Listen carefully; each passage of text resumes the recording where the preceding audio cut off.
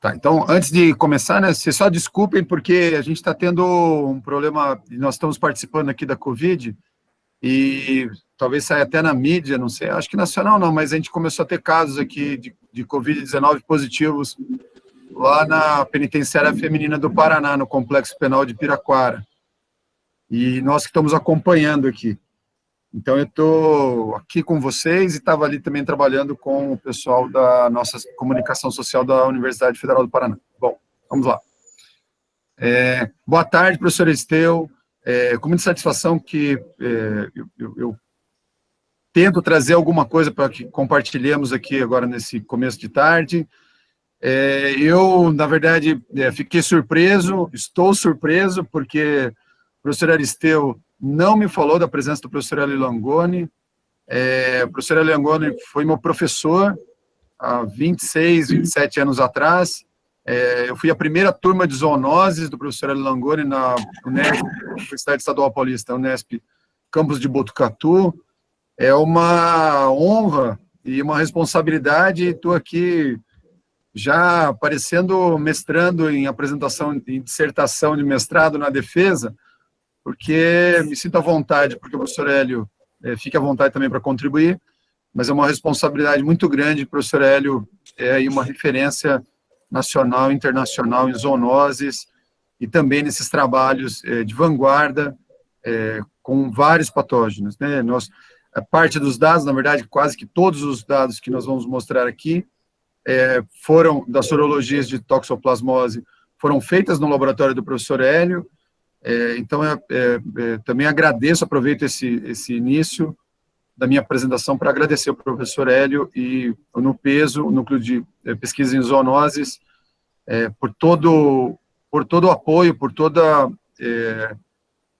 a ajuda que tem feito, por toda a parceria em todos os trabalhos, como eu falei, grande parte do que nós vamos acompanhar hoje.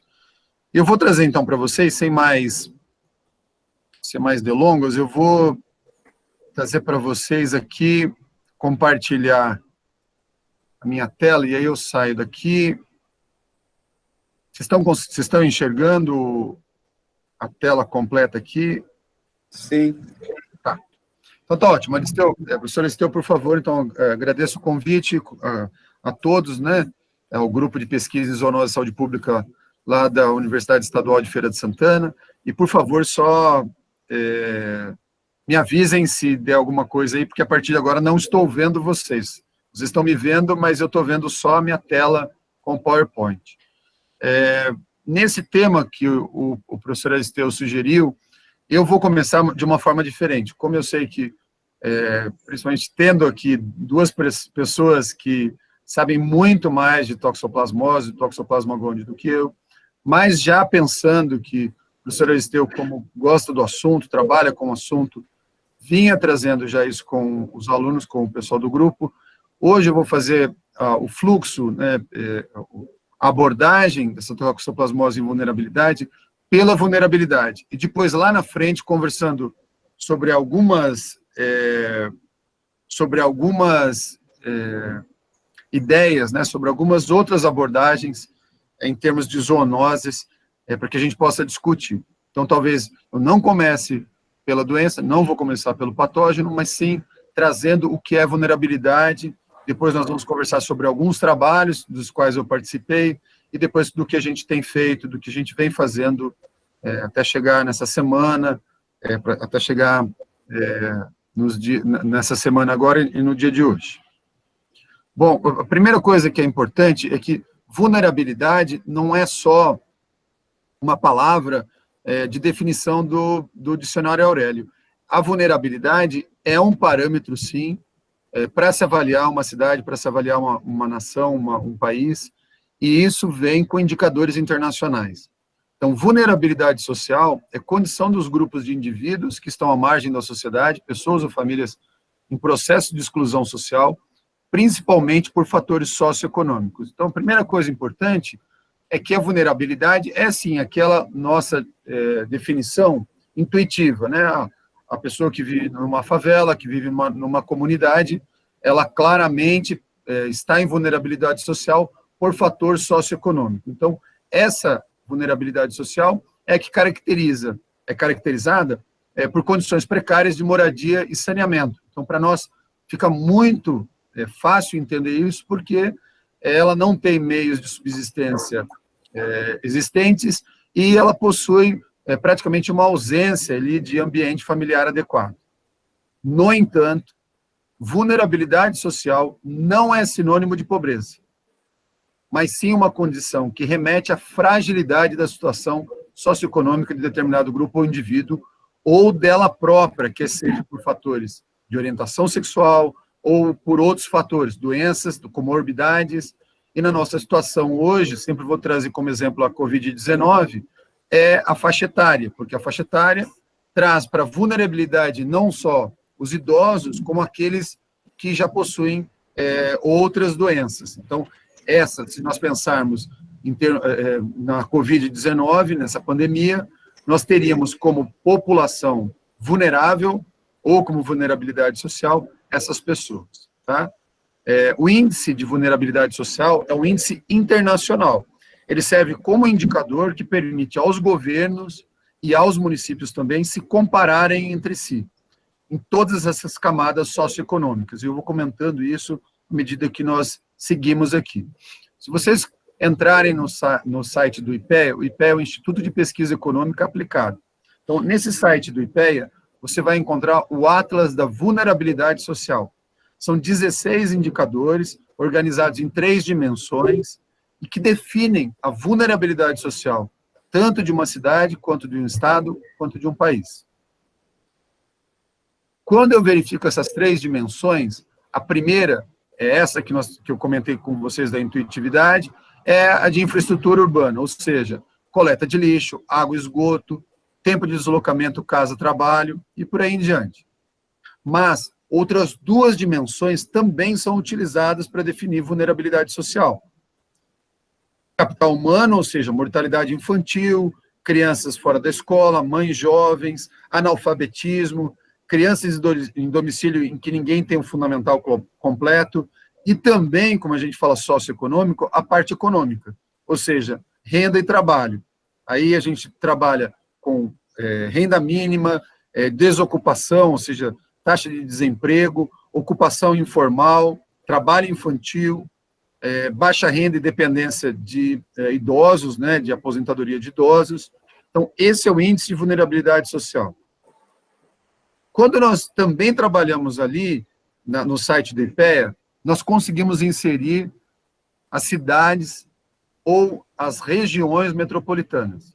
Então, eu coloquei aqui, nos 2 últimos anos que foi feito essa avaliação, a vulnerabilidade comparando a do Paraná, aqui de Curitiba, onde eu moro, e a de Manaus, que é o Amazonas, que é considerada a área metropolitana de maior vulnerabilidade do país.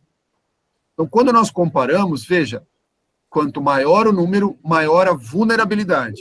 Então, a vulnerabilidade do Amazonas, se vocês repararem aqui, no ano 2000 era de 0,525, ou seja, muito alta, e agora em 2010, vai ser feito em 2020, em 2010 ela era considerada de média vulnerabilidade. Curitiba, ela possuía 3 pontos, ela era de média vulnerabilidade, e agora ela se encontra em baixa, né? Mas por que isso é importante para nós? Porque nós sabemos agora que vulnerabilidade não é o que eu defino. Existe um índice, um IVS, que é índice de vulnerabilidade social. Ou seja, para cada município do nosso país, incluindo Curitiba e Feira de Santana, eu consigo ir até lá e acessar, por todos esses indicadores das 3 dimensões, qual que é o índice de vulnerabilidade da cidade. E aí, além de dividir as regiões, os estados, eu também consigo essa visão um pouco mais aprofundada nos municípios. Então, vejam que, se eu fizer esse ranking, percebam que a cor azul, que é de menor vulnerabilidade, se encontra nas regiões sul e sudeste. Mas também a região sudeste possui vulnerabilidade média no seu interior. Mesmo o Paraná, aqui na região sul, se vocês observarem, ela também tem vulnerabilidade. E o inverso é verdadeiro. Se procurar na região norte, nordeste, Em alguns pontos, né, região centro-oeste, eu consigo encontrar regiões, ou áreas, ou municípios de baixa vulnerabilidade. Isso é muito importante. Por quê? Mostra que a divisão que nós colocamos, principalmente em termos de políticas públicas federais, de que o Nordeste é de alta vulnerabilidade, é uma generalização. E quando eu coloco que o sul do Brasil é de baixa vulnerabilidade, também é uma generalização. E isso não é observado apenas no Brasil, isso é observado também nos países considerados desenvolvidos. Então, eu trouxe para vocês aqui, a escala de cores é diferente, ou seja, o mais azul é mais vulnerável e o mais para o branco é menos vulnerável. Esse é o mapa dos Estados Unidos, o mapa geográfico.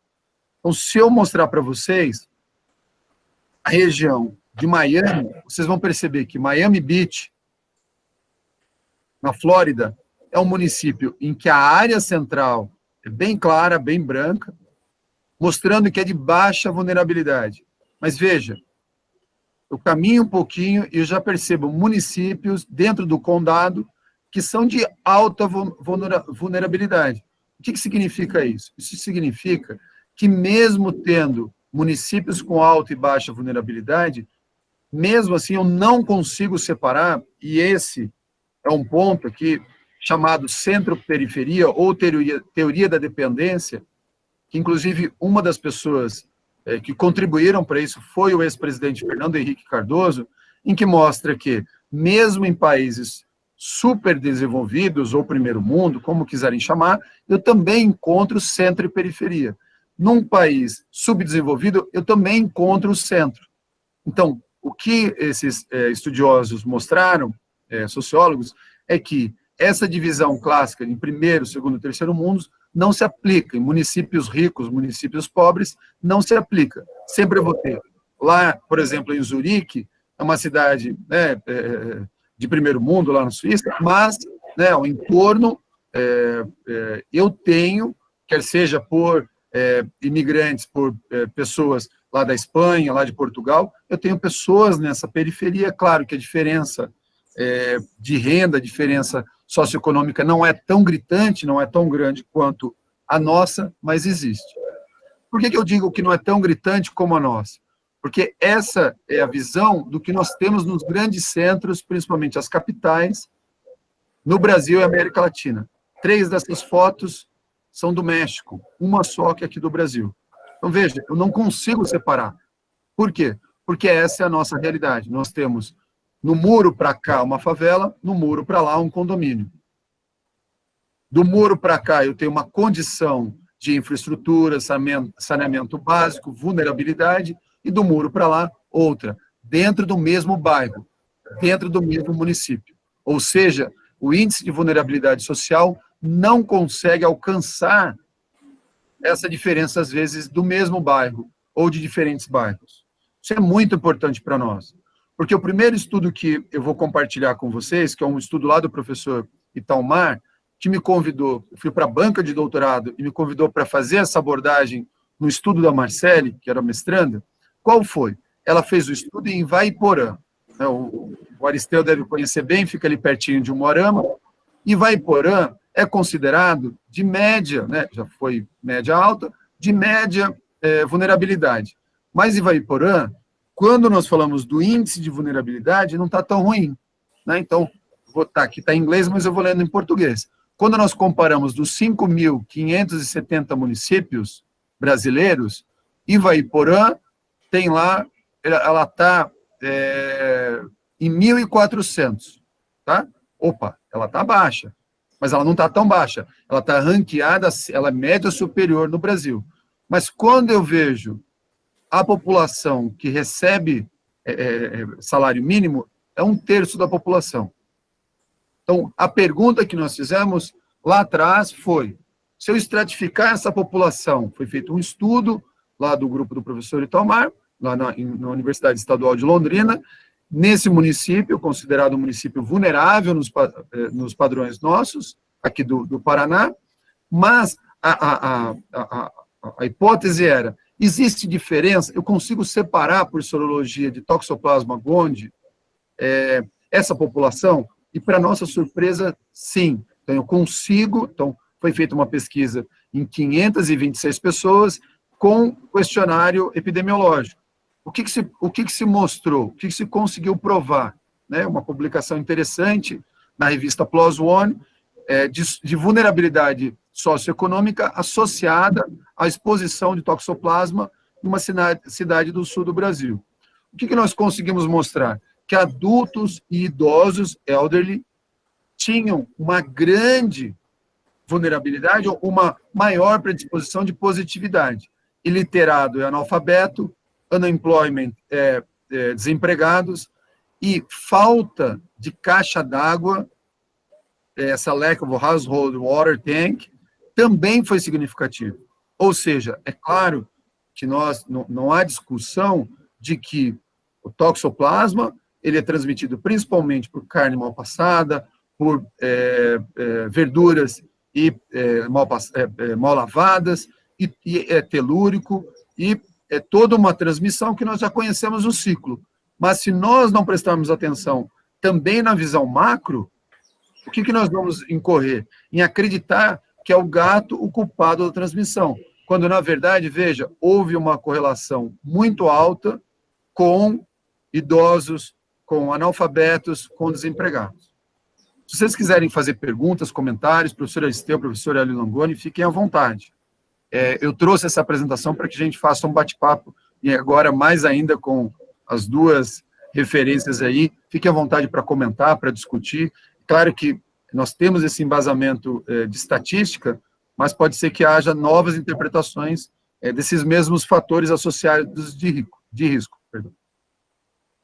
Então, aqui o mapa, né, mapa do Paraná, aqui na região sul, e esse aqui é o município de Ivaiporã, né, fica na região central, um pouco mais ao norte do Paraná, aqui a região urbana e a região rural, mostrando, e os pontinhos positivos são os brancos e negativos os escuros. Então, eu consigo também fazer esse estudo com mapa de kernel, dessa vulnerabilidade associado com positivos e negativos. Por que isso é importante?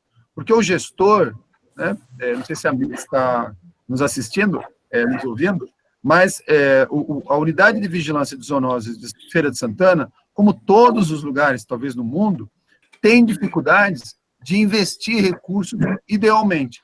Então, ela precisa estabelecer um mapa de prioridades para as zoonoses, principalmente para aquelas de maior importância. Nesse caso, quando você mapeia com esse mapa de calor, com esse mapa de kernel, eu consigo estabelecer, inclusive, as áreas de maior, não só de maior vulnerabilidade, mas de maior positividade. Ou seja, se eu precisar colocar os meus agentes na rua para combater ou para educar com relação à prevenção, controle e prevenção da toxoplasmose, nós temos aqui os mapas mostrando, então, as 715 amostras humanas, os positivos e negativos. Nesse caso aqui, nós estamos discutindo apenas os casos humanos, ou seja, apenas sorologia em pessoas. O que é importante é que os animais são excelentes sentinelas da doença nos seres humanos. Então, vou traduzir rapidamente que então, cães e gatos têm sido identificados como potenciais sentinelas para numerosas doenças que afetam as pessoas. Os animais de companhia são sentinelas efetivas, porque eles compartilham um ambiente comum com os seus proprietários, com os seus tutores. No íntimo contato com membros da família humana, animais de companhia frequentemente comem as mesmas comidas, né? Ah, não, meu cachorro, meu gato só come ração, vírgula, né, gente? Todo mundo sabe, dorme conosco na cama, come, sempre dá uma beliscadinha na nossa comida. Então, os animais comem a mesma comida, compartilham, né, as mesmas camas. Então, para aqueles que falam que não, normalmente numa palestra, eu peço para levantar a mão. Numa turma que a maioria é médicos veterinários ou alunos de medicina veterinária, praticamente 70%, 80% levantam as mãos para cães e gatos.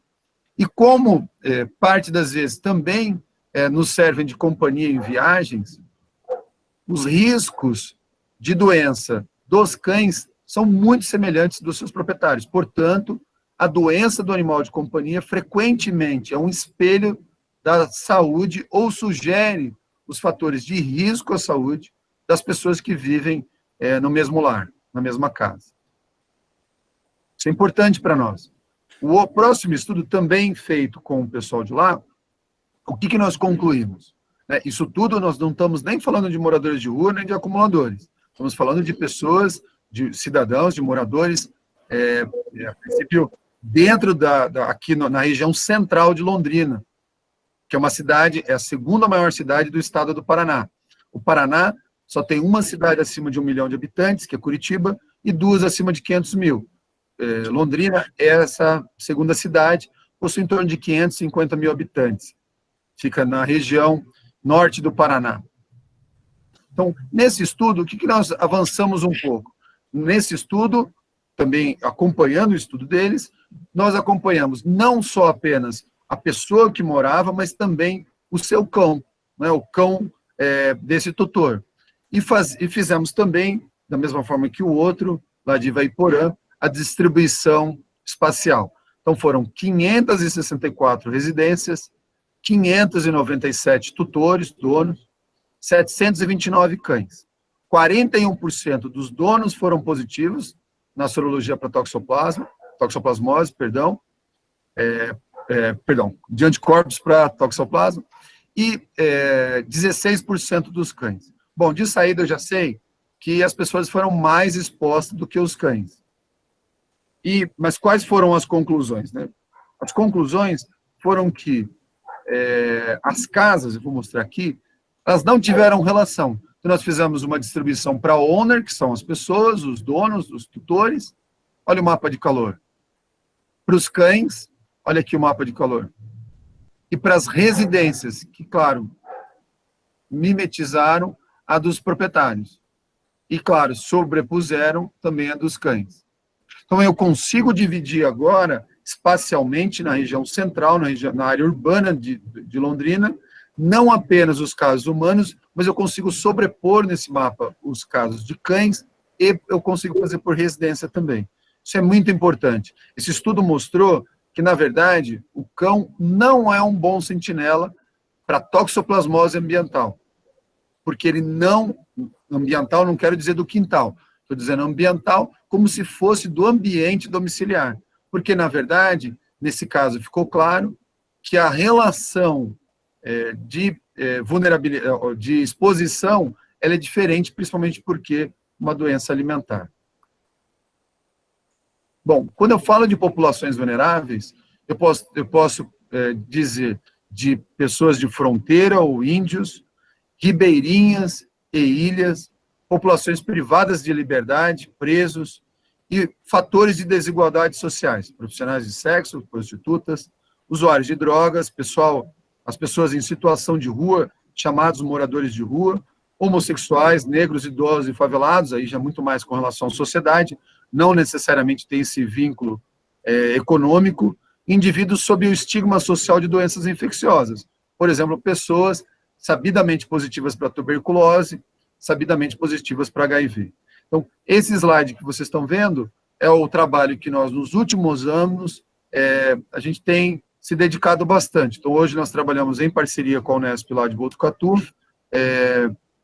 Índios seria um próximo passo, mas já trabalhamos com comunidades tradicionais de ilhas oceânicas, agora com o complexo penitenciário de Piraquara. Para aqueles que não conhecem, é o mesmo que tem as pessoas ali da Lava Jato, desde a Lava Jato, tem uma colônia penal, tem a penitenciária de alta periculosidade, de segurança máxima masculina, tem a feminina, então são 9 a 11 unidades diferentes dentro de um complexo penal, que vai desde de alta segurança até o semiaberto ou colônia penal, onde as pessoas, como se fosse uma chácara, uma fazenda, em que as pessoas plantam, que as pessoas têm outras atividades. Então, aí nós voltamos a olhar para Curitiba. Pasmem, essa é Curitiba, esse bairro chama Vila Pantanal, né? Não precisa muita coisa para saber a origem do nome, mas de Pantanal não tem nada, o que ela tem é que são cavas, né, de um rio, e quando há enchente, esse rio sobe, uma grande quantidade de animais, porcos, aves, cães, gatos, cavalos. E para aqueles que não conhecem Curitiba, o rio Iguaçu nasce aqui, perto do zoológico, nessa região de invasão, que hoje foi trazida pelo projeto PAC, trazida para uma área um pouco próxima, mas um pouco mais elevada. De qualquer maneira, o que vocês estão vendo, que esse esgoto a céu aberto, nada mais são do que as cavas do Rio Iguaçu. A Foz do Iguaçu, daquela que divide o Brasil e a Argentina, ela nasce nessas cavas aqui. O estudo que nós fizemos, também processado pelo pessoal da Unesp, de Botucatu, da cidade de Botucatu, interior de São Paulo, foi procurando essa avenida do canal, tentando monitorar os cães à época, né? Esse é um estudo um pouco mais antigo. Então, o que nós fizemos foi, em termos de mutirão, então, na forma de mutirão, adentrar esses locais. Na época, nós não tínhamos essa visão, Aristeu e professor Hélio, de sair das zoonoses de risco, né, que foi alguns anos depois, e entrar nas zoonoses de fato, porque o que faltou nesse estudo foi ter realmente feito, um pouco anterior, ter feito também a sorologia dos proprietários. Nós fizemos só dos cães. Aqui a coleta das amostras, realmente um mutirão, e essas amostras foram coletadas a cada 3 meses, porque nós tínhamos interesse em monitorar a incidência, né? Não só a prevalência, mas os mesmos animais no decorrer de um ano, verificando a diferença sazonal, a diferença nas diferentes estações do ano. Aqui outra fotografia do local. Esse trabalho, então, o professor Hélio nos ajudou bastante também. E aqui eu trago o mapa dos pontinhos azuis nos que são negativos e positivos os vermelhos. Veja, o que nós percebemos aqui é que em uma área como essa, em que há a vulnerabilidade social, né, socioeconômica, o que foi percebido é que, apesar de o relevo ser um pouco elevado, não houve diferença de relevo e não houve diferença de proximidade com essa área de enchente. E qual para os cães, né? Isso para os cães. E qual foi a nossa conclusão disso? É que em área de vulnerabilidade, os cães circulam e os ratos circulam de maneira, provavelmente, por igual, ou seja, não por igual, mas que não há diferença significativa. Então, todas as pessoas, aí a gente imaginando, mas com certeza os cães dessa comunidade estavam igualmente expostos à leptospira, né? Porque leptospirose, o ciclo principalmente pela urina do rato, pode ter envolvimento da urina de cães, mas menos, mas o que a gente percebe aqui é que eles tiveram a mesma oportunidade de encontrar a leptospira, ou seja, nessas áreas vulneráveis, nessa área vulnerável não houve diferença de exposição na incidência da leptospirose canina. Quando eu falo dos animais de companhia como sentinelas, os animais podem ser dessas populações ou podem ser animais, se nós trabalharmos com diferenças de desigualdades sociais, animais comunitários, abandonados, gatos ferais, animais de moradores de rua ou de favelados e animais de acumuladores. Pronto, agora nós estamos chegando próximo do nosso tema de conversa. Os cães comunitários em Curitiba, eu por 2 anos fui cedido para a Prefeitura de Curitiba como diretor da fauna, e foi uma maneira que nós tivemos de segurar, chama capacidade de suporte do ambiente, segurar esses animais nos locais onde as pessoas ofereciam comida, evitando que novos cães, cadelas prens, adentrassem nesse local. Então, esses cães que vocês estão vendo aqui num dos tubos, né, o transporte de superfície em Curitiba é modelo nacional e internacional, e esses cães, eles viviam recolhendo, apareciam novos, então nós fizemos, olha, vamos parar com essa briga, nós vamos assumir coleirinha verde, se quiser me adotar, e eles foram sendo adotados, esses cães. E o que nós fizemos com o programa nosso de residência em medicina veterinária do coletivo, mais os alunos de programas de extensão, de pesquisa, de iniciação científica, nós monitoramos esses cães como se fossem sentinelas ambientais de uma capital de 1,8 milhões de habitantes. São 22 terminais, aqui um dos terminais, e eles seriam, então, sentinelas das doenças que veiculam nesses terminais de ônibus, né, nesses tubos. Aqui um dos cães, né, percebam que o cão até... Nós procurando o cão lá, né, na verdade são 3 aqui, e o cão aqui de papagaio de pirata saindo na fotografia, né. Então, os cães, como nesse terminal aqui, tinha alguns terminais em que os cães estavam lá há muito tempo, tem terminal hoje que os cães estão lá há mais de 10 anos. Então, já havia esse equilíbrio que nós quisemos ver, dentro desse mapa, né, que esse é o mapa geográfico, é a divisa do município, o mapa do município de Curitiba, e esses ônibus que vocês estão vendo são os pontos, os tubos, né, são 22 estações, tubo, de transporte de superfície. E essas patinhas, quando a patinha é preta é porque o cão está lá, quando ela é verde, porque o cão foi adotado, e quando é vermelha, que o cão sumiu ou morreu. Então, eu tenho, na verdade, aqui um mapa de uma cidade grande, alguns terminais com mais de 100 mil usuários por dia, e eu fazendo sorologia, aqui a Ania Makawa, que está terminando o programa de residência. Já estou chegando aí. Obrigado. Na Unesp. E o que nós fizemos, então, nesse estudo foi verificar as doenças veiculadas por vetores. Não tinham. Então, o percentual desses animais, né, então a justificativa de retirada de cães das ruas é que eles podem transmitir doenças. Bom, para nós em Curitiba, não há nem os vetores e nem as doenças veiculadas por vetores, nem carrapatos, pouco de pulga, era feita a castração, era feita antipulgas.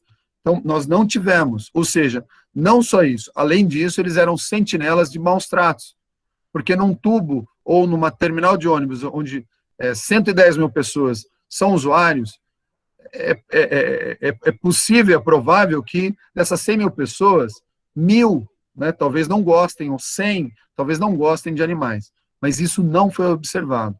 Ou seja, esses animais foram, inclusive, sentinelas do curitibano, o gosto que ele tem pelos animais. Claro que todos esses terminais são monitorados por câmeras, e aqui em Curitiba, pelo menos, maus tratos, se for evidenciado, a penalização é complicada, tanto nas redes sociais, quanto nos agravos, né? O delegado aqui, doutor Laiola, pega mesmo, e não tem, as pessoas acham que vai terminar lá isso aí vai virar em cesta básica, não vai, né? O juiz, inclusive, a gente tem visto os casos da agravamento. Então, eu consigo ter os cães também como sentinelas de bem-estar animal, né? Do bem que as pessoas estão fazendo, estão cuidando, tanto que essa senhora aqui é uma das protetoras, uma das voluntárias do programa. Além disso, e esse estudo, então, com o professor Hélio, nós mostramos que houve baixa soroprevalência de Toxoplasma gondii e Trypanosoma cruzi, mostrando um baixo risco ambiental e alimentar. Esses cães comiam mais ração e muito mais os alimentos pré-processados que as pessoas que utilizam o terminal ofereciam. Então, num outro estudo não relacionado, os cães, inclusive, estavam até mais gordinhos, porque as pessoas acabam dando um pedacinho de sanduíche daqui, de coxinha dali. Em inglês, não é cães comunitários, mas cães de vizinhança. Mesma coisa, esse é o termo da Organização Mundial de Saúde. Agora, entrando no que nós conversamos, estamos bem no tempinho, no perfil de acumuladores de animais em Curitiba, nós já mapeamos, né, então, a acumulação compulsiva de objetos e animais é uma doença psiquiátrica, portanto, é passível de psiquiatra e de tratamento medicamentoso. E no mapeamento que nós fizemos, de novo o mapa do município de Curitiba, da cidade de Curitiba, veja que foi feito um estudo espacial, não há cluster, não há grumo, não há concentração por renda, né? Nós fizemos a renda por bairro, população por bairro, não há correlação nem com a renda maior ou menor e nem com a aglomeração. O que nós tivemos foi uma maior concentração de acumuladores no centro da cidade. O centro de Curitiba é essa estrelinha aqui. Então, vejam, né, porque as pessoas comentam, os acumuladores estão sempre nas periferias, eles tendem a ficar nas periferias das cidades ou na região metropolitana de grandes centros, porque a partir de um número de cães, essas pessoas acabam buscando lugares onde menos incomodam os vizinhos. Aqui nós temos um gráfico de 39 acumuladores, mostrando em azul o número de cães, em vermelho o número de gatos. Vejam, em Curitiba só existiam 2, hoje são 4 acumuladores de animais com mais de 50 cães. E o motivo é porque a vizinhança começa a fazer reclamação, ou pelo mau cheiro causado pela urina e fezes, ou pelo barulho dos latidos da interação dos cães, ou com eles mesmos, ou com o pessoal que passa na rua. Quando nós fazemos um estudo vetorial, nós concluímos que os acumuladores no Brasil, eles são caracterizados como, normalmente, mulheres, idosas, com problemas de saúde, baixa renda, parte delas porque perdeu a renda vendendo tudo para cuidar dos cães, nível educacional básico, vivendo sozinhas, com a proliferação de vetores, por conta de todo esse acúmulo de animais, e odor desagradável, porque o acumulador de animais, nos estágios mais avançados, à medida que avança, a pessoa, principalmente essa senhora, começa a perder a autoestima, começa a perder capacidade de asseamento, de higiene de si própria. Então, o estudo que nós tivemos, em parceria, tem que citar sempre, porque é graças às parcerias que nós conseguimos processar essa grande quantidade de amostras em tempo hábil e com qualidade, né? Ou seja, que a gente consiga depois realmente confiar, aplicar os fatores associados de risco, que nós concluímos nesse estudo, que foi publicado agora, em 2020, é que os acumuladores e seus animais têm, principalmente os acumuladores, têm uma prevalência, uma frequência menor do que a população em geral de Curitiba. Então, aqui onde foram monitorados, de novo, o mapa de Curitiba, mas o que eu chamo a atenção para vocês é que o percentual de cães foi 7,95, mas o percentual, apesar do baixo número de indivíduos acumuladores, foi de 36%, abaixo do programa Mãe Curitibana de mulheres em idade reprodutiva, que é de 50%, 60%, 70%, média de 60%. Então, qual que foi eu vou juntar com moradores de rua, mas qual foi a nossa hipótese? Nós imaginávamos que acumuladores de cães ou cães e gatos teriam uma soroprevalência muito alta de toxoplasmose. E isso não aconteceu, elas tiveram a metade. A gente vai chegar daqui a pouco na mesma conclusão com moradores de rua. Então, aqui o mapa de calor, mostrando áreas com relação aos acumuladores mais importantes, mas nas tabelas de fatores de risco associados, a única coisa que deu foi o tipo de alimento, e deu com a ração até mais arriscado para toxoplasmose, provavelmente porque joga no chão, do que a comida ofertada. Então, veja, a gente sempre acha que a ração transmite menos, nesse caso aqui, a ração transmitiu mais. E o motivo, eu já vou me adiantar um pouco, para não ficar com a dúvida na cabeça, o motivo é que os acumuladores não têm cozinha, né, praticamente já está todo lotado de objetos, então eles fazem uso de comidas pré-processadas. Então, miojo lamen, congelados, e com isso eles têm, apesar de uma alimentação muito mais pobre, onde não há carne fresca, onde não há legumes frescos, verduras frescas, em compensação, ela não é exposto tanto quanto as pessoas, na média da população, ao risco de infecção de resposta sorológica. Então, o perfil dos moradores de rua foi muito semelhante. Isso nos causou muita surpresa. Então, quando nós acompanhamos, né, o perfil dos moradores junto com o consultório na rua, o que nós mostramos, o que nós percebemos, e aqui um estudo, no fim, por outros motivos, essa revista ficou avaliando aí por 2, 3 meses, hoje elas estão com muito mais prioridade para a Covid-19, e acabou, depois de avaliação pré-aceite, 2, 3 meses negando. Nós estamos ressubmetendo, mas, de qualquer maneira, esse estudo mostrou o mesmo padrão de moradores de rua com percentual de positivos abaixo da população em geral. Então, quando eu comparo, 35% nos moradores de rua de São Paulo e 36% nos acumuladores aqui de Curitiba.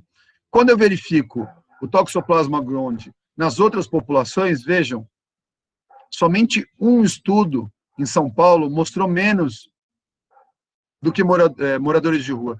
Todos os outros estudos do Brasil mostraram mais nos moradores de rua. E o que nós chamamos isso, a gente tem apelidado esses efeitos para poder ter a hipótese, e o que nós chamamos foi de efeito fast food, ou seja, pessoas que comem porcariada de McDonald's, de Burger King, comidas pré-processadas, sempre fritas, elas vão ter menos exposição, claro, elas vão ter muito mais problemas com relação a desbalanço, com deficiência de vitaminas, de sais minerais, mas a princípio elas têm menos exposição por não comerem verduras, por não comerem carnes in natura do que os demais. Procurando os moradores de rua, aqui um parênteses, o que nós viemos encontrar foram os piolhos, e é um estudo paralelo que nós estamos fazendo, mas chama piolho de corpo, né? Na verdade, nós temos 3 tipos de piolhos.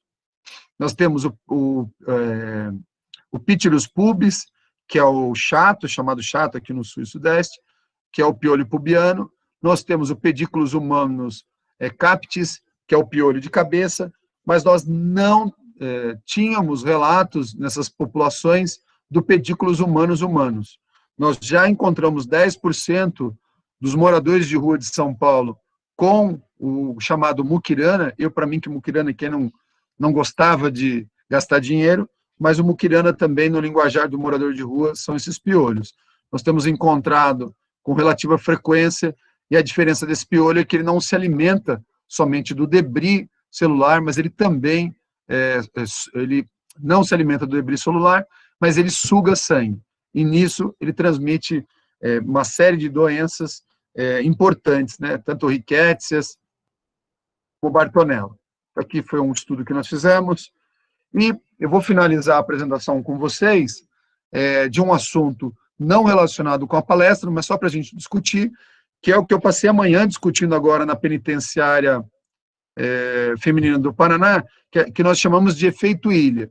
Então, para nós, já há 2, 3 anos, ficou muito claro que os acumuladores, mesmo aqueles que têm gato, eles não têm toxoplasmose. Mas por que eles não têm? Porque não deu azar de ter algum gato eliminando, porque se tiver, pega todo mundo. E nós chamamos isso de efeito ilha, ou seja, não tem a doença naquela ilha, e literalmente ilha, porque nós estamos trabalhando com as ilhas oceânicas aqui do Paraná, mas quando tem, é um percentual muito alto. Tá? E por que isso é importante? Porque esse efeito ilha, apesar da teimosia, né, das pessoas, ele vem se mostrando também na Covid-19, onde porta-aviões, né, com militares e cruzeiros ou não tiveram nenhum caso, ou quando tem esse primeiro caso, exacerba o número de transmissões diferente do que ocorreria em uma área aberta. Então, esse é um estudo que nós estamos fazendo com toxocaríase. Eu trouxe também, porque o último palestrante de vocês foi o professor Vamilton Santarém, ele é parceiro nosso, ele está fazendo pós-doc aqui conosco, e o estudo está mostrando exatamente isso, que na Ilha do Mel, que na Ilha do Superagui, que na Ilha das Peças, ilhas que inclusive são protegidas, né, são áreas de proteção ambiental, nós conseguimos detectar na areia uma grande quantidade, e mais do que isso, as pessoas com um grande percentual de larva migrans visceral, de sorologia positiva, principalmente porque elas acabam, e com muito risco, porque elas acabam se reinfestando, às vezes, numa frequência aí diária ou semanal.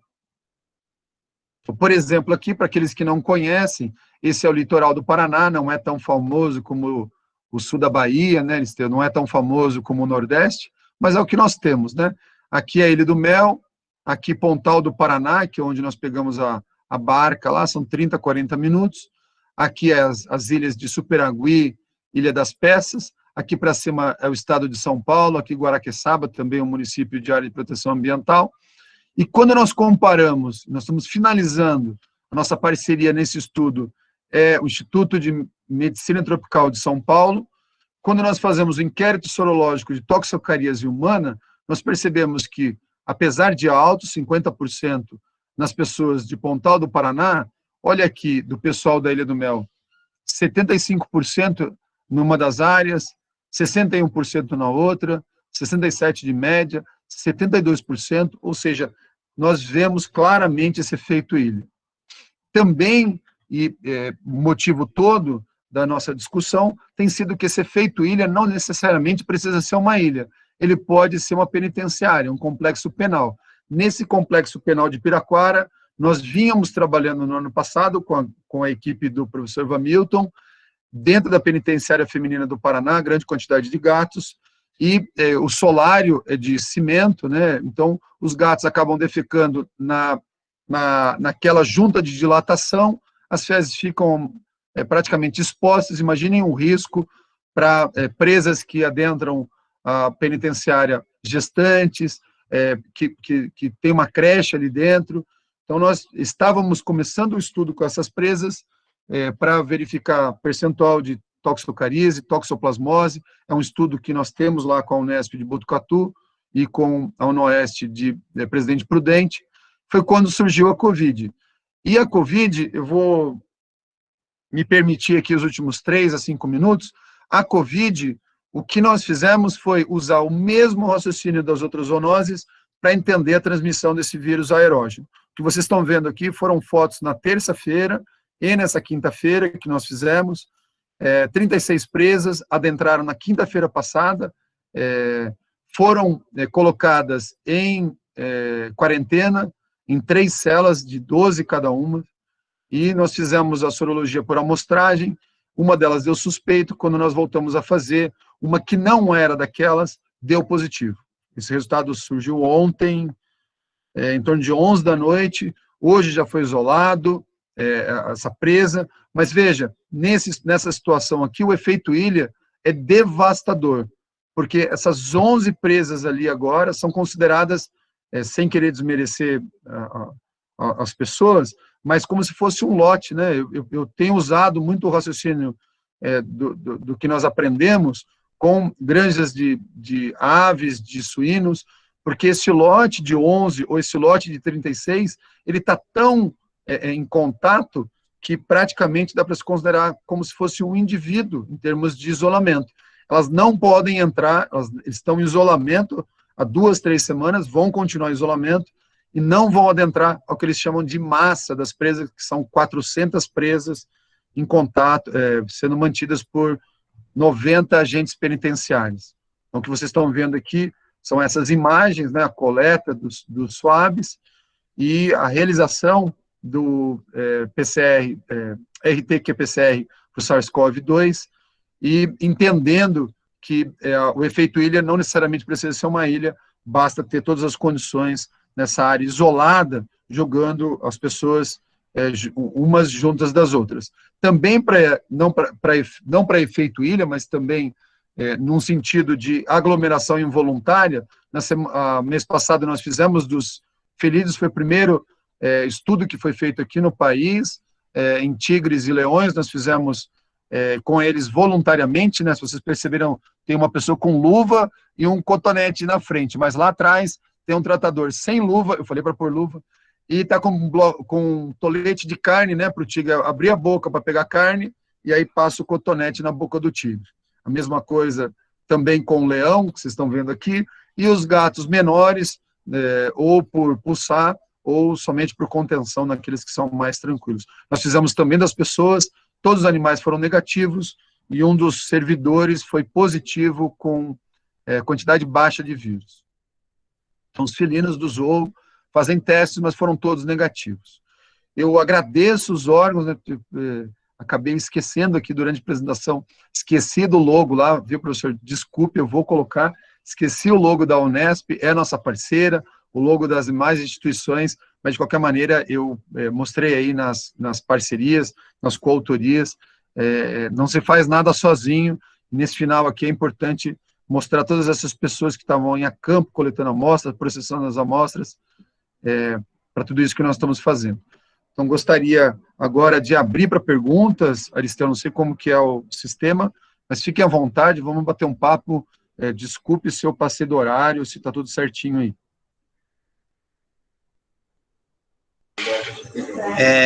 Pessoal, eu vou...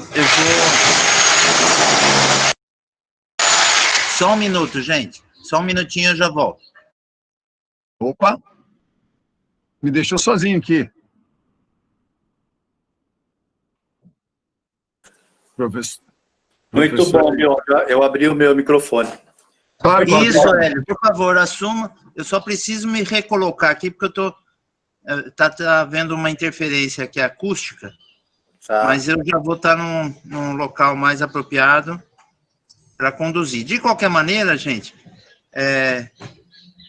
eu quero agradecer já de antemão, né, a brilhante palestra do professor Alexander.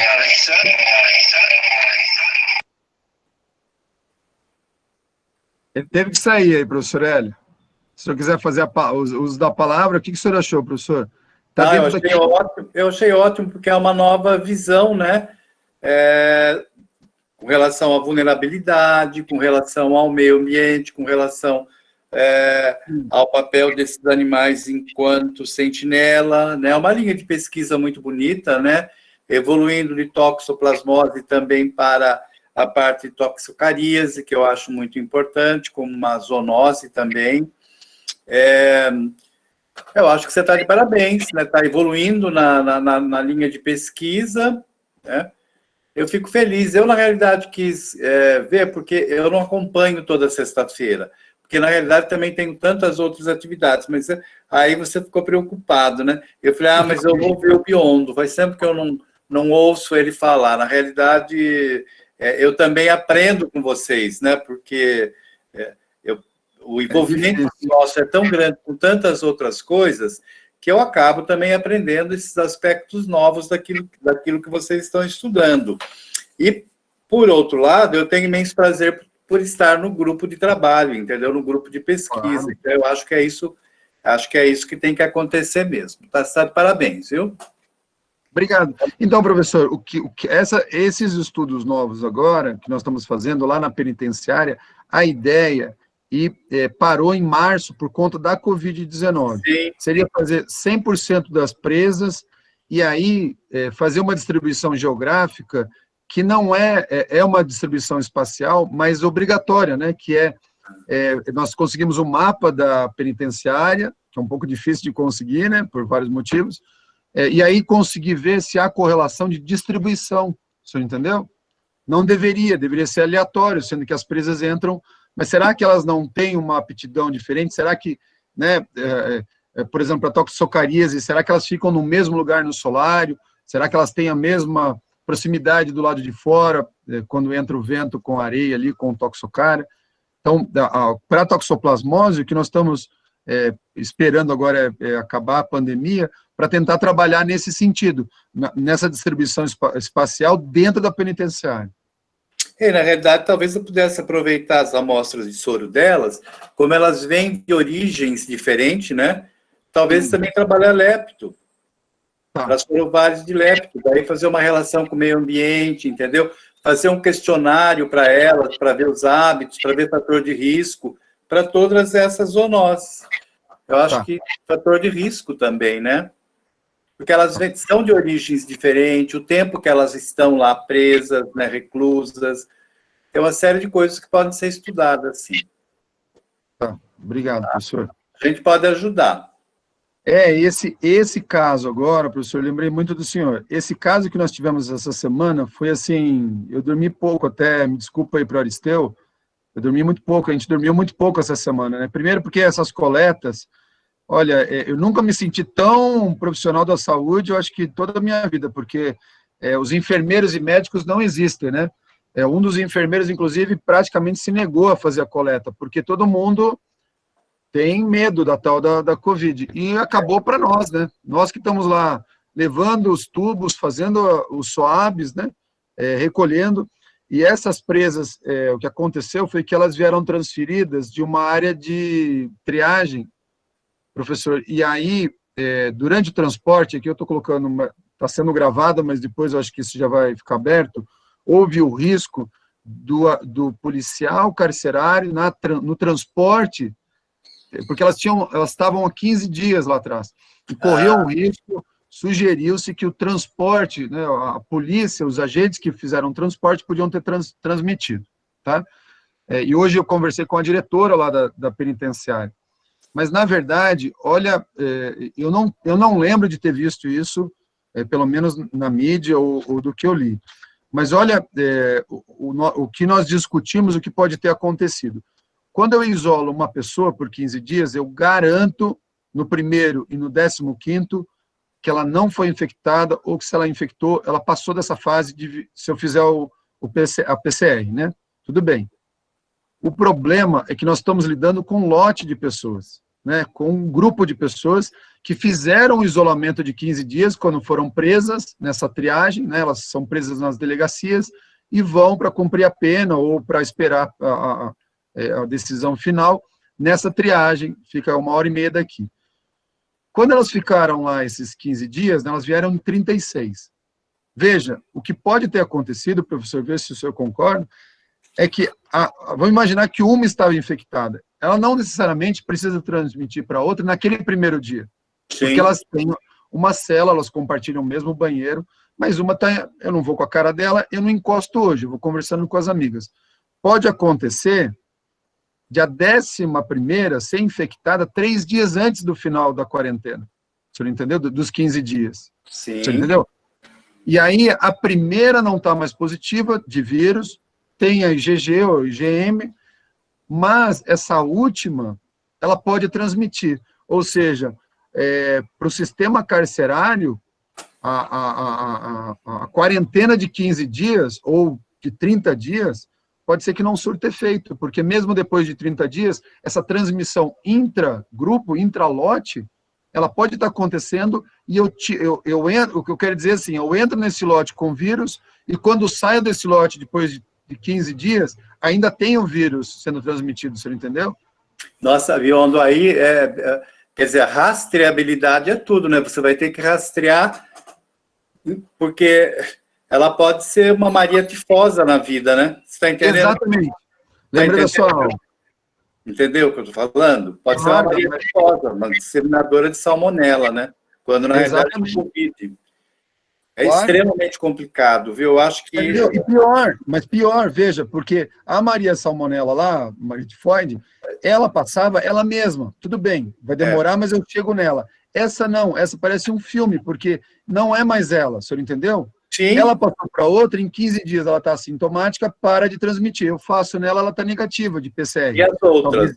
E as outras? A outra passando, e foi isso que aconteceu. Então, o que aconteceu? Nós fizemos na terça-feira, das 36, não tinha teste suficiente, nós fizemos 18. A falta de teste? Porque os insumos para a universidade não estão vindo, então nós temos um limite para fazer as parcerias, eles estão trabalhando principalmente com o hospital de clínicas aqui. Então, para nós, nos projetos paralelos, nós tínhamos, né, agora aumentou um pouco, 20, 30 por semana. Então, nós falamos, olha, não tenho as 36, eu tenho 18. Nós fizemos 14 só, por cela, né? Nós fizemos ali 5 por cela, mais ou menos, 14 a 16. E aí 2 ficaram suspeitas, professor. Então, eles falaram, olha, tá positivo com baixa quantidade, né, que é o CT alto, por favor, vão lá e refaçam. Falei, olha, a cela que essas 2, coincidentemente, estão, as 2 suspeitas, tem mais 9. Ah, não, nós vamos apertar aqui, faça das 11. A que deu positiva para PCR, professor, não era nenhuma das 2. Tá vendo? As 2 estão sendo refeitas agora, mas a que deu positiva já com conclusiva, que já foi encaminhada para o centro, Complexo Médico Penal, ela não era nenhuma das 2. E aí? O senhor entendeu?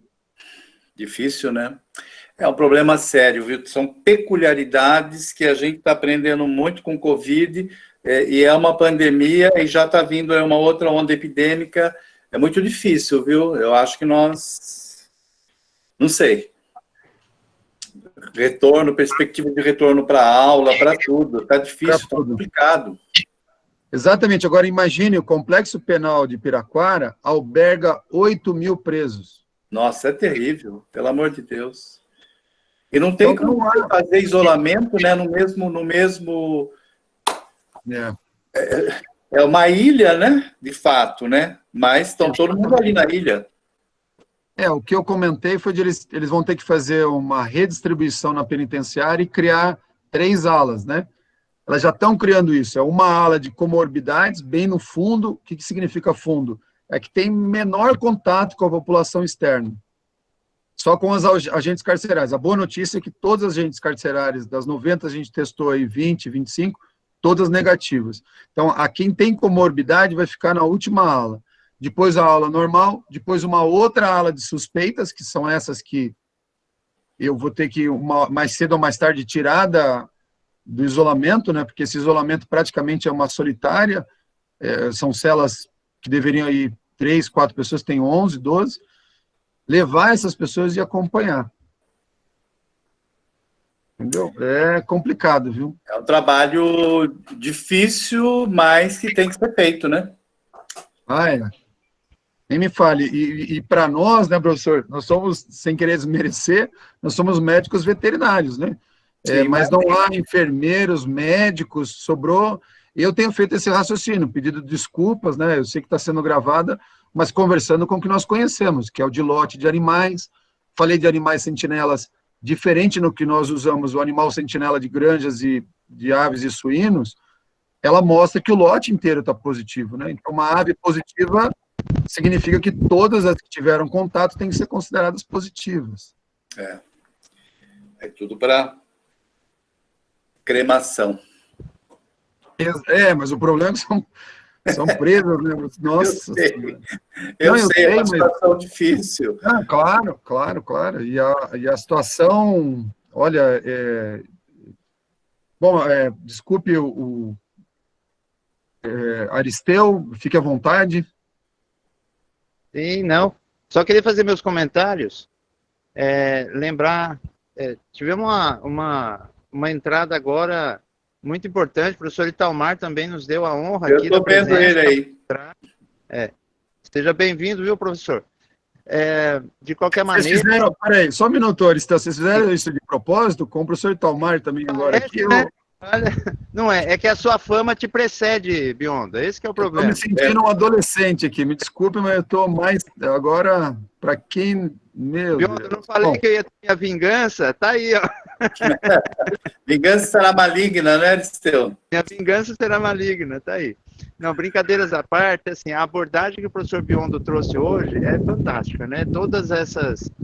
A gente sabe que os indicadores sociais são importantes, mas ainda nesta área, a gente tem uma limitação histórica aí do uso desses indicadores todos nesses estudos, né? Então, tudo que ele traz aqui, envolvendo diretamente também os animais, é muito interessante, né? Então, uma abordagem para quem está assistindo aqui hoje, que não conhecia, só para você ter uma ideia, Biondo, a gente tem o pessoal do CCZ de Fortaleza está assistindo, tem gente do Piauí assistindo, né? Então, assim, muitas pessoas de diversas, pessoal do Paraná também, lá de Guarapuava, da Unicentro, né, Amanda? O pessoal está aí assistindo, então tem sido, assim, uma oportunidade da gente trazer não só informações novas, mas ligar também grupos que não se conheciam, né? Então, acho que essa é uma oportunidade muito importante. Olha, a doutora Tatiane Harvey, lá dos Estados Unidos, né, de novo, nos fazendo uma visita aqui, ela que trabalhou também com populações de baixa renda aqui no Baixo Sul da Bahia, né? Então, ela trazendo... abrilhantando também a nossa sala aqui. Eu fico muito feliz em ter a oportunidade de ter Alexander Biondo, El Langoni, Italmar, Breganó, né, a professora, pessoal de Londrina também nos, né, felicitando aqui, eu acho que é bem legal essa oportunidade. Agora vamos ver. São meus dois mentores, né? O professor Italmar Teodorico Naval e o professor Hélio Langoni. Nós estamos falando das duas pessoas que nortearam a minha vida acadêmica na zoonose, na saúde pública. Eu não tenho nem o que falar. Eu que agradeço mais ainda a oportunidade, né? Se vocês não tiverem perguntas, eu tenho para eles. Só fazer uma menção aqui, o pessoal de Fortaleza está perguntando da palestra, ela vai estar disponibilizada mais tarde no nosso canal do YouTube e todas as outras, né?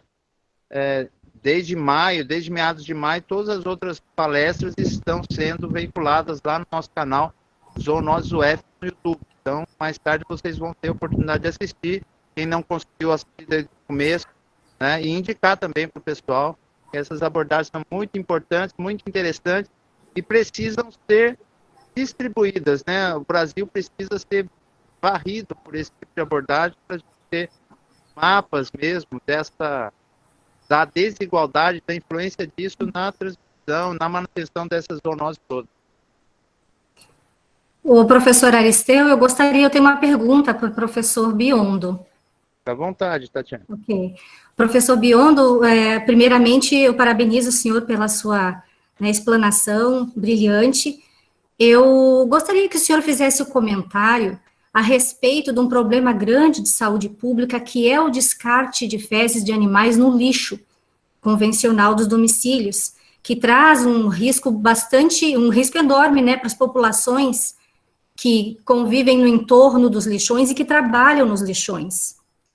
Eu não sei agora, né, porque eu estou fora do Brasil, mas como estão esses trabalhos? Já existem alguns trabalhos que trabalhem, né, que envolvam essas populações que estão num nível bastante alto, né, de risco de transmissão da toxoplasmose, da toxocaríase.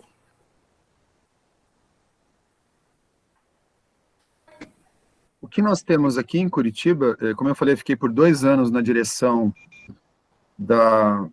o professor Italmar e o professor Hélio estão aí para conversar sobre isso, né? Principalmente o professor Italmar já viu uma palestra em que ele fala realmente dessas fezes, não só pelo lixo, mas carreadas pela água de chuva, elas vão para a água de bebida, né? Isso não tem volta, né?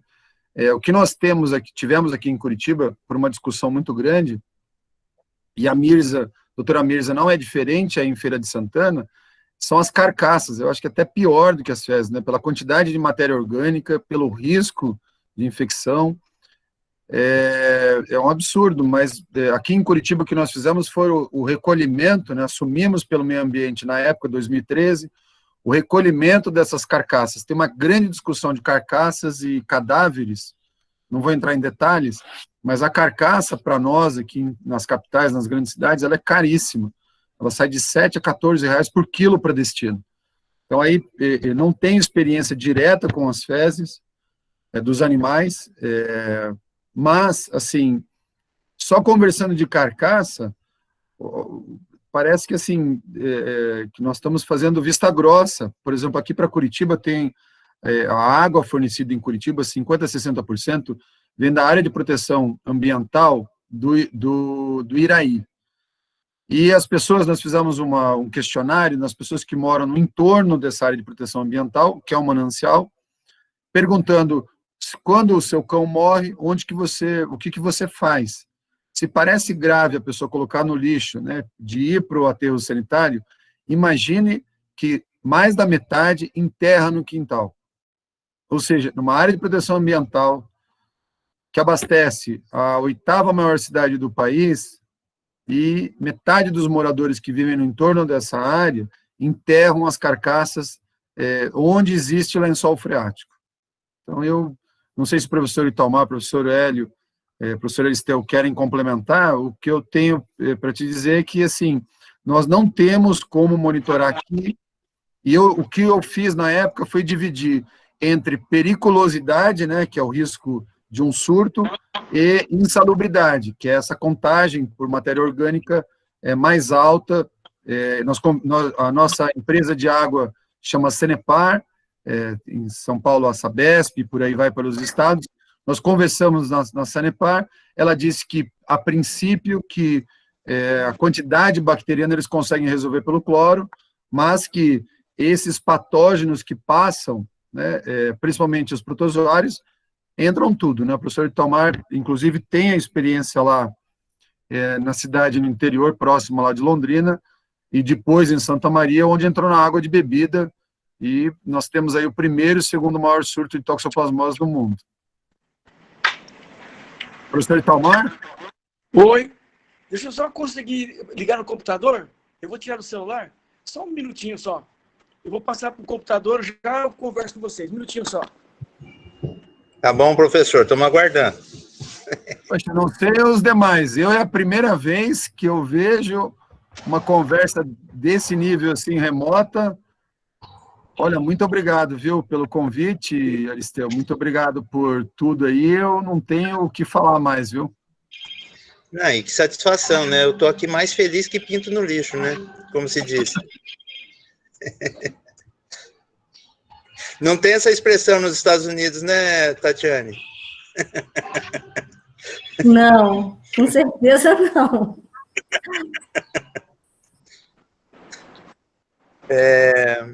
Professora Ilka normalmente faz alguma intervenção também, ela estava aqui na sala.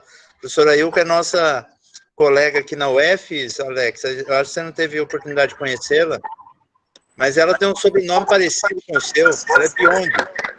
Ah, é? Que ótimo. Biondi italiano é loiro, né? Oi, boa tarde. Biondi.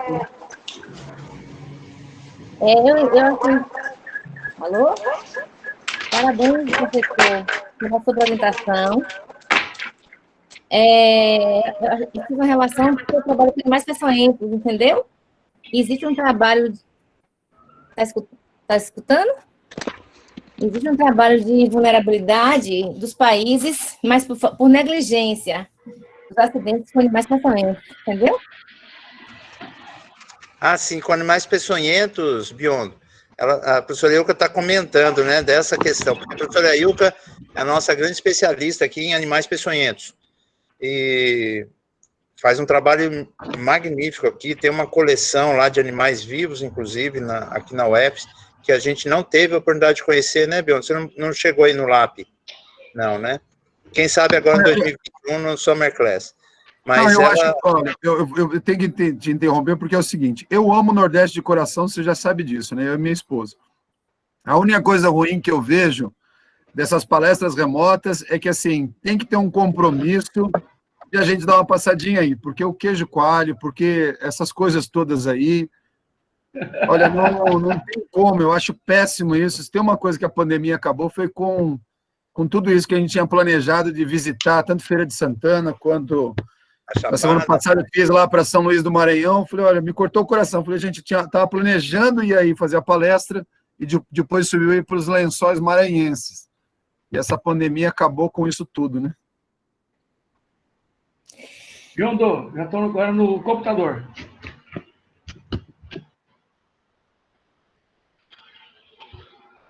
Mas você está mudo, Biondo, está sem som.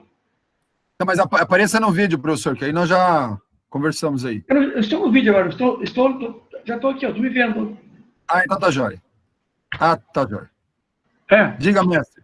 Então, você quer voltar à pergunta das fezes no lixo? Isso, explique para nós, professor, daquilo que você conversou. Meus amigos, primeiro, obrigado. E, meu amigo, fiquei sabendo através da Rosalinde, do Ministério da Saúde, que mandou para mim agora há pouco um WhatsApp, Itamar, você não está na reunião? Aí mandou um convite, aquele quadradinho, via Brasília.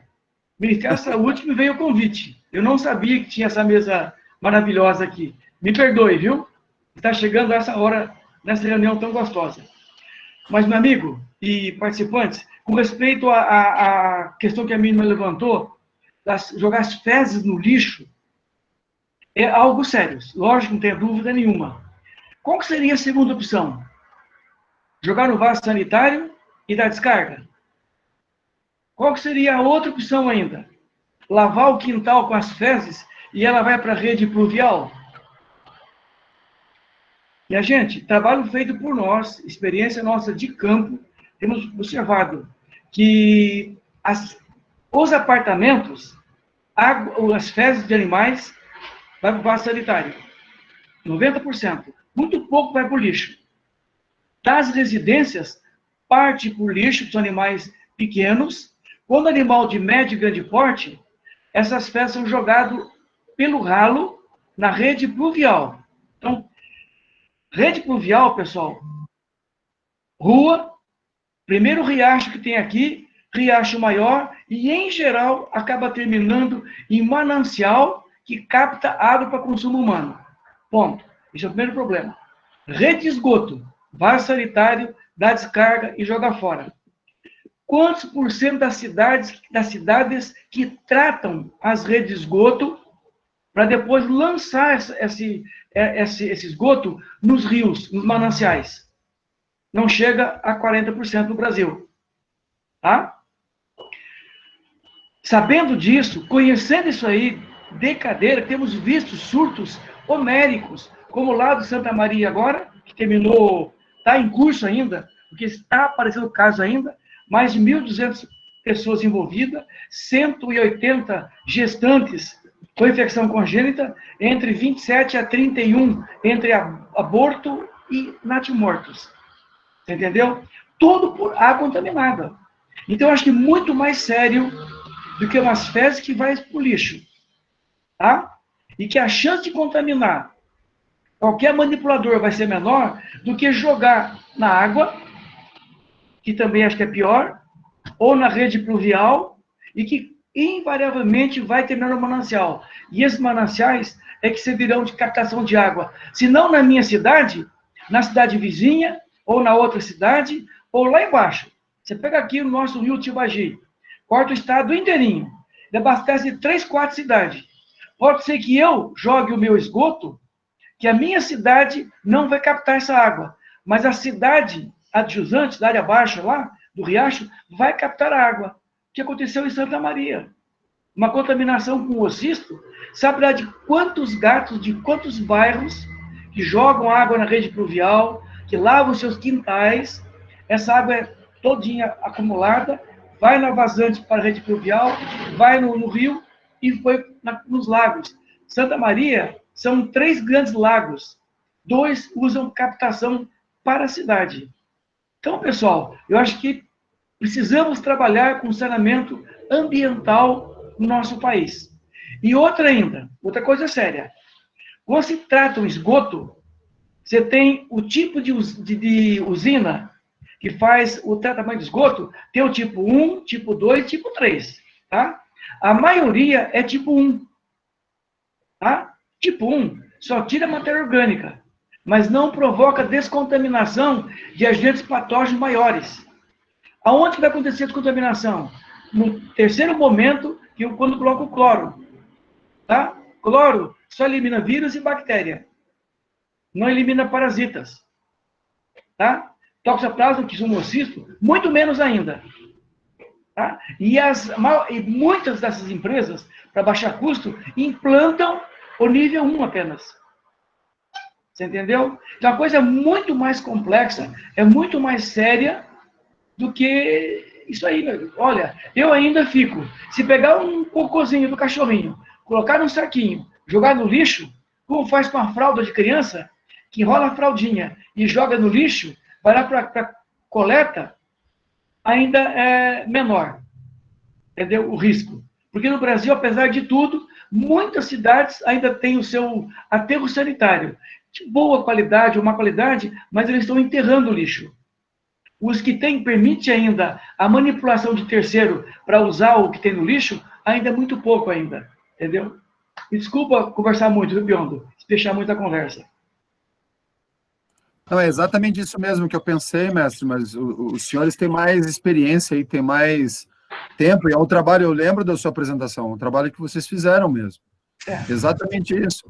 Para nós aqui o problema é a carcaça mesmo. Carcaça. Capital, os cães são atropelados, os cavalos são atropelados, caem em via pública, a água leva tudo ali para a APA do Iraí, que é onde volta tudo para a água nossa aqui. Exatamente isso aí.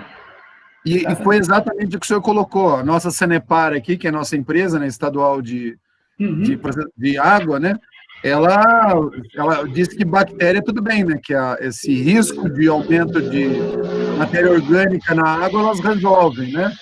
Mas que com relação aos patógenos, como o senhor colocou, de protozoários, não tem como, né? Não tem, não tem. Infelizmente, pessoal. E olha, aqui no Paraná ainda, as grandes cidades, Londrina, Maringá, Cascavel, Marama, Foz, Curitiba, tudo, elas têm praticamente 95% a 99% do seu esgoto tratado. Entendeu? Mas não pode olhar o Paraná. Vamos olhar os demais estados. Minas Gerais, Goiás, o Nordeste e tal. Então, talvez a atenção maior, temos que olhar para cima. Santa Maria, que é uma cidade lindíssima, um nível cultural altíssimo, universidades belíssimas. Sofreu um surto ali, minha gente, que estão pagando um preço assim, que vai demorar décadas para sair com esse trauma que houve ali em Santa Maria. Então, mesmo tendo um atendimento de esgoto excelente como Santa Maria, praticamente 90% da cidade, com esgoto tratado, coleta de lixo quase 100% da cidade, deu um surto com essa magnitude. Então, a coisa é muito complexa. Nós, saúde pública, temos muito... Nós não, vocês, né? Nós estamos já no final da nossa carreira. Vocês, moçada jovem, têm muito trabalho pela frente ainda. Muito. Envolvendo essa interface, né? Entre a medicina veterinária e a saúde ambiental. Esse casamento, né, Biondo? Precisa acontecer. Isso que o Biondo trabalha muito com essa interface, né? Entre a saúde veterinária, a saúde pública e a saúde ambiental. Isso é fundamental. Casar, juntar isso aí. Olhar com carinho. Sem dúvida, mestre. Tanto que eu apresentei aqui, não sabia, que eu achei que fosse mais um grupo de estudos, mas o que eu apresentei aqui foi grande parte dos estudos que nós tivemos aí, tanto da Marcele quanto da Aline, que forneceu subsídios aí da toxoplasmose no mapa, né, na distribuição espacial, esse trabalho na área central e na área urbana de Londrina, né, mostrando toda a distribuição ali, né, mostrando a vulnerabilidade lá da Marcela em Vaiporã. Então, comentei todos. Maravilha. Pena que eu entrei no final, viu? Eu fico feliz, porque eu não passei tanta vergonha. Mas, pelo amor de Deus, meu amigo, que vergonha. O quê, mestre? Ainda mais, professor Italmar, a palestra vai estar mais tarde, se não até amanhã, lá no nosso canal no YouTube, da Zoonoses aqui de Feira de Santana. Manda para mim. Já está o link aí, depois eu vou mandar especialmente para o senhor, porque seria interessante que você entre lá, olha a minha ousadia, hein, Bion? Que o professor Italmar entre lá, curta o nosso canal e siga, tem palestra boa lá. Que hora que você vai marcar amanhã? Provavelmente, não, eu vou colocar no canal do YouTube a gravação. Ótimo. Vai ficar disponível lá. Isso, coloca para mim, já manda para mim. Já tem muita coisa boa lá, tem uma palestra da semana passada de esporotricose excelente, que na semana retrasada, que Sandra Bosco, aí, da Unesp Botucatu, fez para a gente há 2 semanas. E, Biondo, desculpe a falha, né, de não ter te avisado, na verdade, assim, a gente começou com essas palestras para o grupo de pesquisa, na verdade, antes era bem local mesmo, era só o grupo de pesquisa, mas daí alguém convida alguém, daqui a pouco abriu, aí já está o Ministério da Saúde assistindo, né, e aí vai, né, e faz essa cadeia, e nosso objetivo é esse mesmo, é que a gente possa disponibilizar conteúdo de alta qualidade para o maior número possível de pessoas. Na semana que vem, gente, nós vamos ter início do agosto viral, né? Então, em agosto, a gente vai tratar principalmente de enfermidades virais, e o professor Fernando Vicentini, aqui da UFRB, um virologista veterinário de primeira, vai nos trazer uma abordagem sobre virologia em animais silvestres, as zoonoses virais em animais silvestres, que é uma área que ele tem trabalhado muito, e na semana que vem a gente já tem essa palestra. E depois, sigam lá o nosso canal, principalmente no Instagram também, né, os Zoonoses UFs, que a gente está sempre fazendo a propaganda. Mais questionamentos, gente? Aristeu. Sim. Mirza. Boa tarde, todo mundo.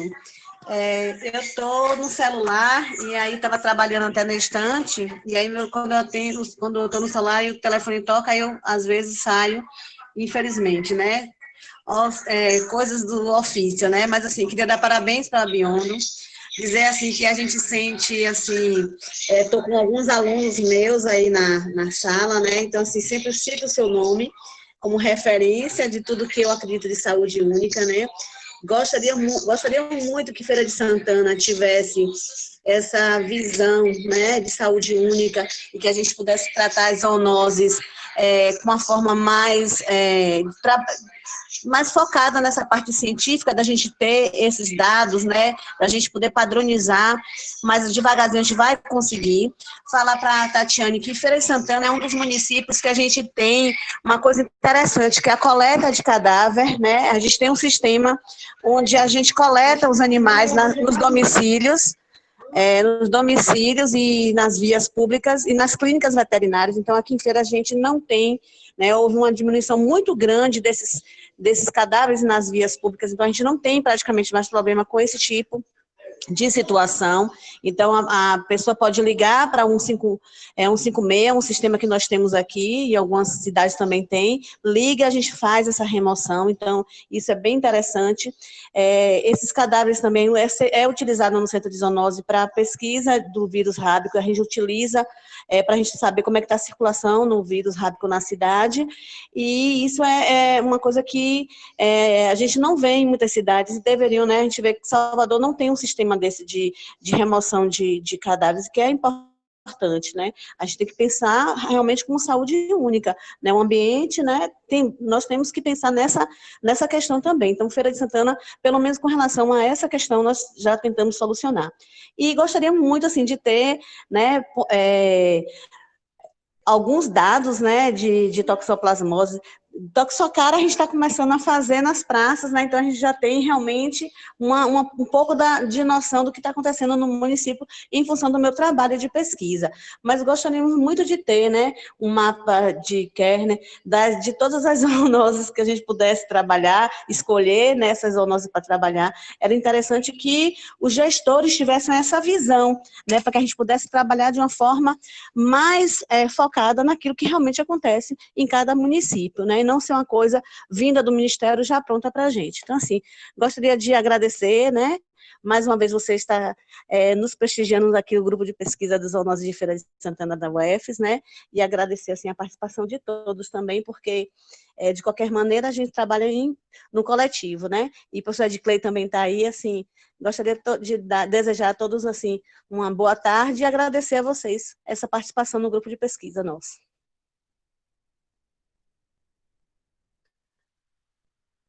Mirza, eu só acho uma pena porque queria estar em Feira de Santana, viu?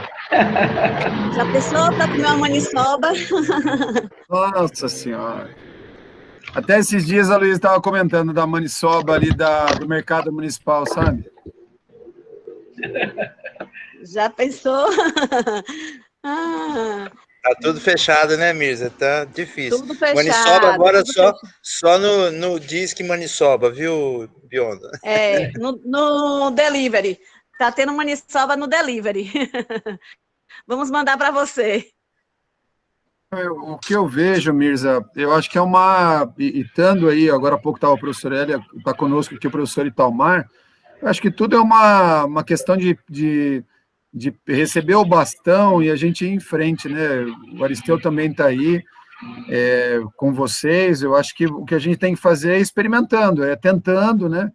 Uma pena que o professor Italmar comentou até num edital agora, foi aberto um edital de saúde única aqui no Paraná pela Fundação Araucária do Paraná, que é o nosso fomento estadual, mas muito pobre, né? Muito pouco recurso, né? 1 milhão para 8 linhas temáticas. Então, realmente, se a gente discute esses assuntos, a gente acaba chorando no final, porque realmente isso não é problema, é uma coisa generalizada, né?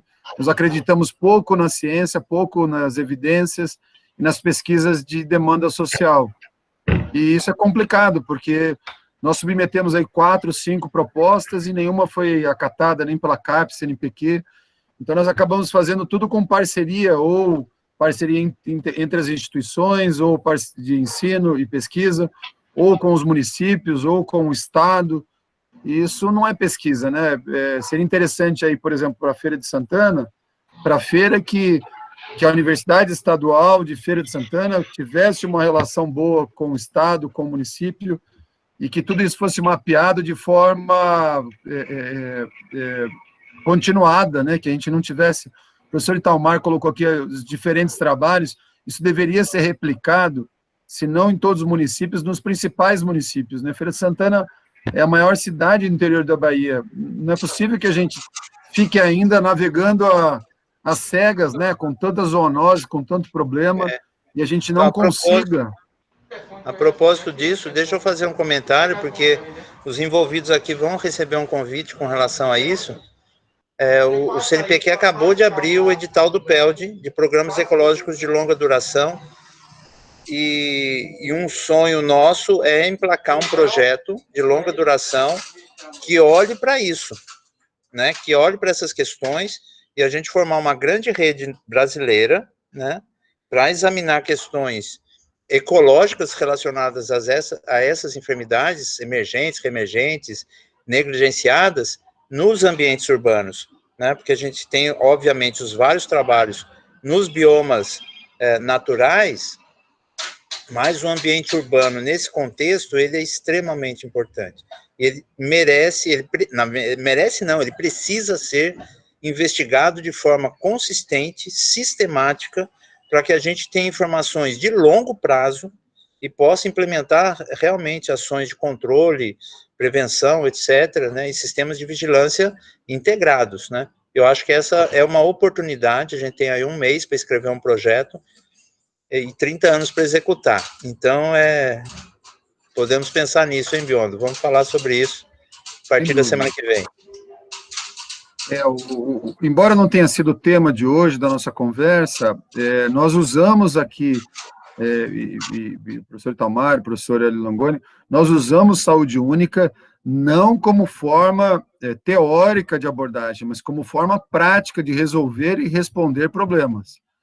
Então, quando nós falamos de saúde única, é exatamente isso que a Mirza está colocando.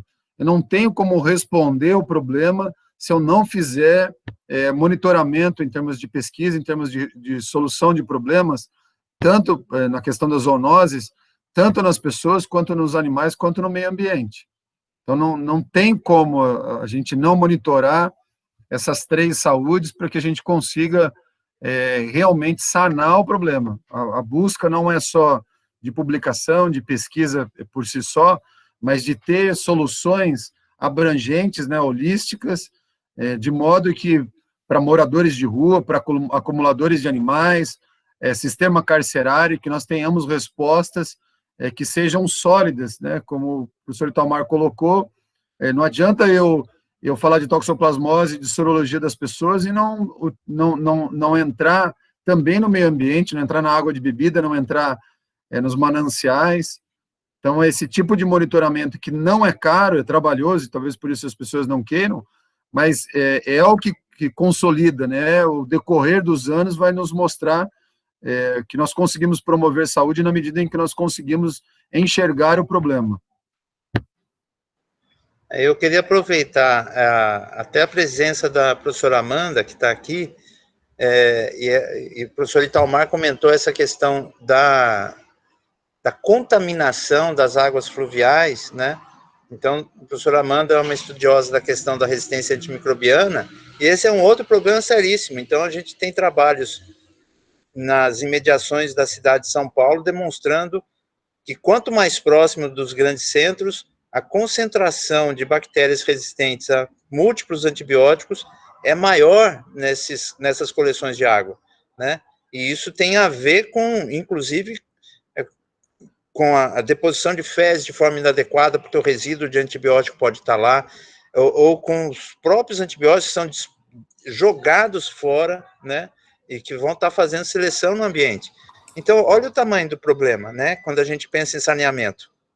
E, de novo, né? E é uma imagem que eu tenho da palestra que Biondo fez aqui, que ele coloca o Sufá jogado lá na beira do rio, em Curitiba. E agora, o problema, a responsabilidade é de quem? É do poder público ou é de quem jogou, né? Então, quem joga essas fezes de uma forma inadequada na rede fluvial, claro que existe uma questão maior, né, de não haver uma estrutura adequada de coleta e tratamento, mas também essa informação que as pessoas têm que ter e ganhar essa dimensão da sua responsabilidade pessoal, né? Isso mesmo.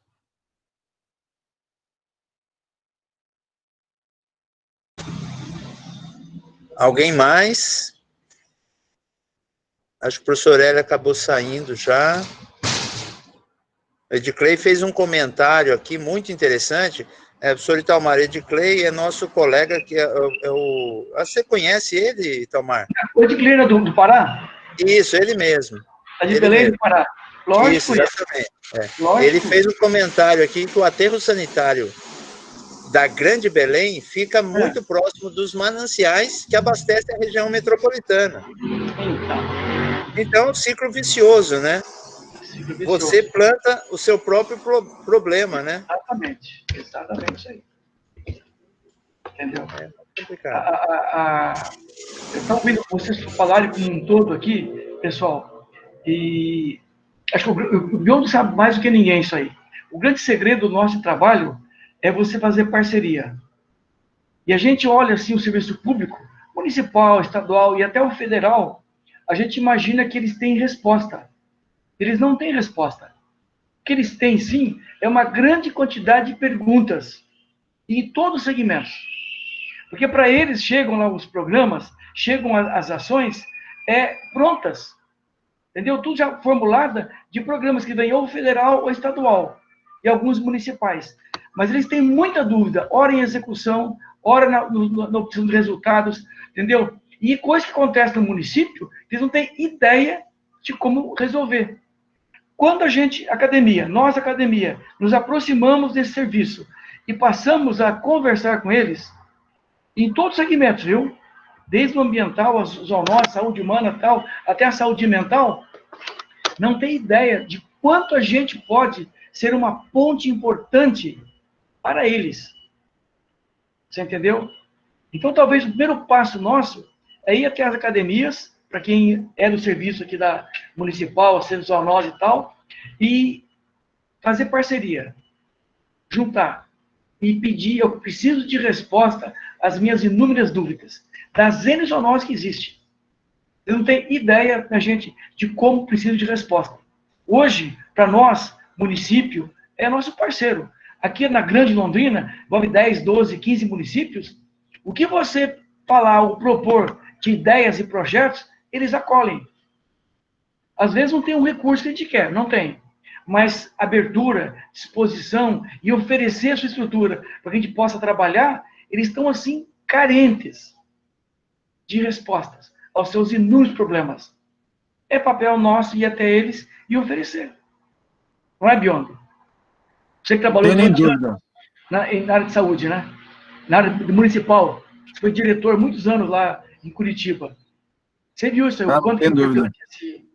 Não tem dúvida. E quanto maior a cidade, eu imagino lá em Belém, o problema todo, professor, é que essa questão de associação com os órgãos, com as escolas, com as universidades, com pesquisa, sempre tem uma conotação política, né? As pessoas não querem que a universidade adentre na prefeitura porque acham que a gente vai ter algum objetivo político, como se a gente tivesse, né? E se tiver, melhor ainda, né? Então, porque nós também somos cidadãos, né? Mas eu concordo plenamente com o senhor, ao ponto de, às vezes, em outros estados, né, nos chamarem, o senhor sabe muito bem disso, para que a gente ajude em outros estados, em outras capitais, né? Para nós aqui, a surpresa dessa semana foi ser contactado pela USP para promover um trabalho com morador de rua em São Paulo. Poxa, mas a USP é em São Paulo, os moradores de rua são em São Paulo, e nós fomos chamados porque nós temos a Plataforma Brasil para uso de amostras humanas lá em São Paulo, e eles não. Você entendeu? E a USP é irmã, né? A USP é a nossa escola irmã, todas as universidades. Então, a primeira coisa que nós falamos, claro. A segunda, né, eles têm um pouco mais de recurso, que eles vão conseguir ir lá, e nós estamos indo para lá em caravana. Eu não tenho nem dúvida, professor, eu acho que assim, essa pandemia mostrou que, assim, ao invés de nós termos passado essas últimas décadas preocupados com guerras, com fazer mais míssil, nós deveríamos ter feito, e eu acho que daqui para frente nós temos que fazer isso, grandes simulados, né, chamados de drills, né? Então o Exército, a OTAN, o mesmo nosso aqui, faz grandes dias de campo, fazem lá, mutirões, e nós vamos ter que fazer isso em tempos de paz para a saúde pública, porque o Estado não consegue, me corrija, professor, não consegue usar as universidades estaduais, os profissionais formados em formação, docentes, pesquisadores, para resolver os seus problemas do Estado. A federação não nos consegue utilizar, nós tivemos que sair para a rua aqui, porque se depender do governo federal, nós éramos para estar em casa, isolados, né? Quando nós somos profissionais da saúde, nós devemos estar na rua. Lógico. O médico então, é saúde pública. Eu me sinto assim, eu vejo que essa situação que nós estamos passando, a leitura que nós vamos fazer no futuro é de que havia uma guerra, nós somos soldados, capitães, tenentes, generais, e ficamos aquartelados. Nós não pudemos sair do quartel e o inimigo nas ruas, matando a nossa população, mais de 1.000 por dia, e nós ficamos aí 4, 5, 6, 12 meses, 18 meses parados, vendo a nossa população desfalecer, morrer, não só por essas doenças, por outras, e não fizemos nada, porque não há uma articulação nem federal, nem estadual e nem municipal, eu não tenho nem dúvida. Exatamente. Concordo plenamente. Em algum momento, nós temos que assumir essa parte de profissionais da saúde, o médico veterinário tem condições de sair às ruas, estava comentando agora, não sei se o senhor pegou, nós estamos fazendo os testes de SARS-CoV-2 aqui na penitenciária feminina do Paraná. Nós entramos lá por conta dos gatos e risco de zoonose, toxocaríase e toxoplasmose no ano passado.